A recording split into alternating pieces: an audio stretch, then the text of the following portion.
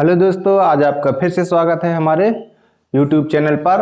आपको पता है कि हम कक्षा 10 की गणित आपको पढ़ाते हैं, तो हमारा एक्सरसाइज 5.3 चल रहा था, जिसका क्वेश्चन नंबर 15 तक सवाल हल हो चुके हैं। तो जिन बच्चों या दोस्तों ने नहीं देखा हो तो वो हमारे चैनल की प्लेलिस्ट में जा करके वो वीडियो देख करके उस सवाल को हल करने की कोशिश करेंगे।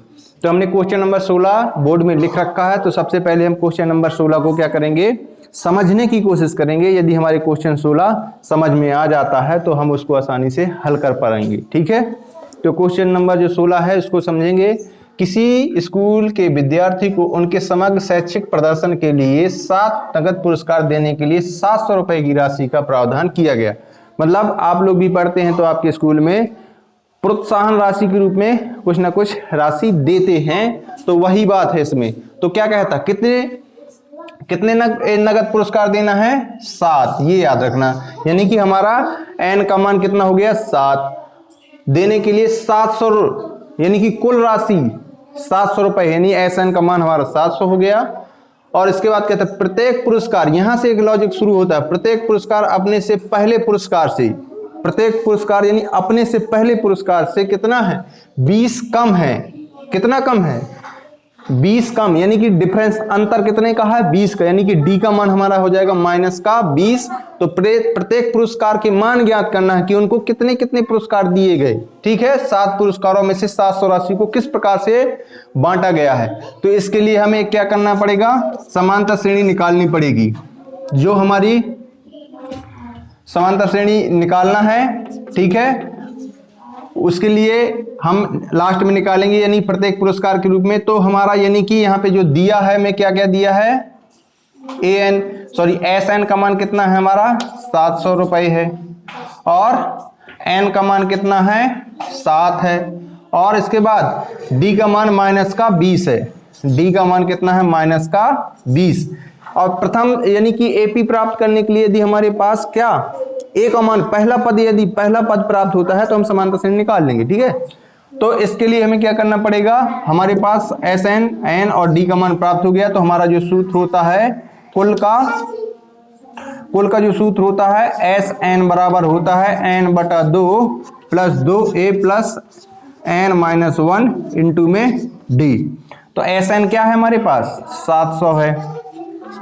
N का मान क्या है, N का मान हमारे पास 7 और बटे में 2 प्लस 2A का मान हमारे पास नहीं है, तो 2A ज्यों का त्यों रहेगा, प्लस N का मान कितना है, 7 माइनस 1 इंटू में माइनस का 20। ठीक है, माइनस का 20।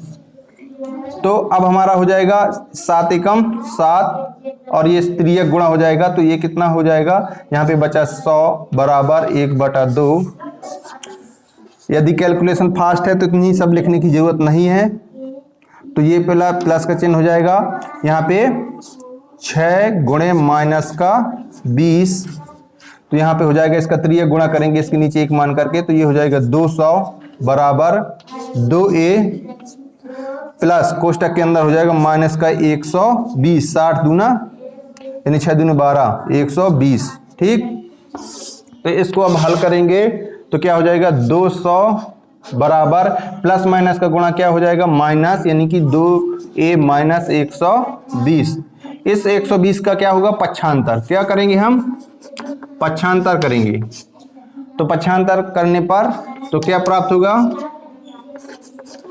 इस माइनस 120 को साइड ले जाएंगे तो 200 प्लस माइनस का तो प्लस में जाएगा 120 बराबर 2A, तो ये हमारा हो जाएगा 320 हो जाएगा ना, बराबर 2A।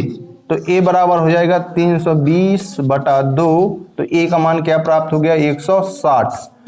अब ध्यान रखना, यहां से प्रथम पद हमें क्या प्राप्त हो गया, 120। आप क्वेश्चन को समझो अच्छे से।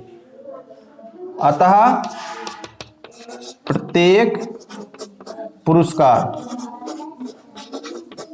क्या निकलेंगे, वो कह रहा कि प्रत्येक पुरस्कार अपने से पहले पुरस्कार से 20 कम है। यानी कि पहला पुरस्कार हमारा 120 है, तो दूसरा क्या होगा, उससे क्या होना चाहिए,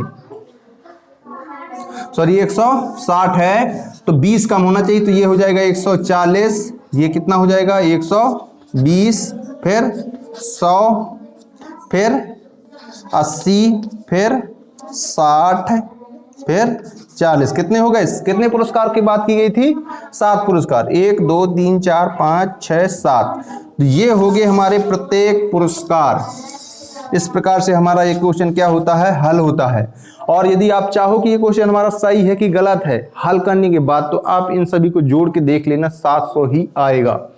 तो इस प्रकार से क्वेश्चन नंबर हमारा 16 खत्म होता है। तो आप ज्यादा से ज्यादा हमारे वीडियो देखें और दोस्तों को भी शेयर करें जो कक्षा 10 में पढ़ते हैं, ताकि उनका भविष्य और अच्छा हो सके और उनको सवाल लगाने में किसी प्रकार की दिक्कत नहीं जाए। तो यहाँ से हमारा क्वेश्चन नंबर 16 खत्म। अब हम नेक्स्ट डे क्वेश्चन नंबर 17 की बात करेंगे। तो तब तक हमें आशा है कि आप लोग इस सभी क्वेश्चनों को अच्छी तरह से देखेंगे और हल करने की कोशिश करेंगे। हाँ, एक रिक्वेस्ट है कि आप हमारे वीडियो देखते हैं तो शेयर जरूर करें और सब्सक्राइब करना मत भूलें। लाइक तो बनता ही है।